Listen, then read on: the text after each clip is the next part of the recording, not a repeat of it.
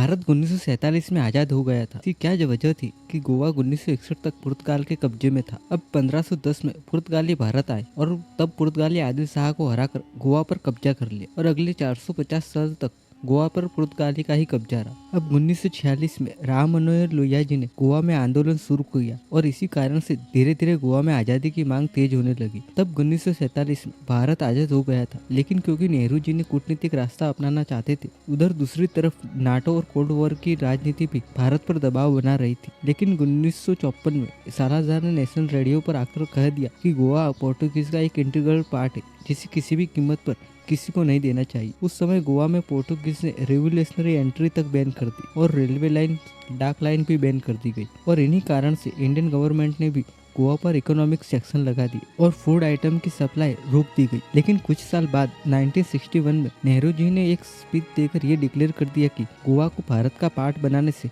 कोई नहीं रोक सकता। उस समय गोवा के पास में जा रही एक शिप पर पोर्टुगीज ने अटैक कर दिया। उसके बाद 2 दिसंबर से भारत की आर्मी गोवा में बेलगाम में इकट्ठा हुई और 18 दिसंबर 1961 की रात को ही ऑपरेशन विजय शुरू कर दिया गया और Indian navy, Indian army, Indian air force एक साथ मिलकर पोर्टुगीज के 450 साल के क्रूर शासन का अंत कर दिया और वहाँ की आम जनता को आज़ादी दिलवाई थी और गोवा भारत का एक स्टेट बन गया। गोवा की पूरी हिस्ट्री आप चैनल पर जाकर देख सकते हैं।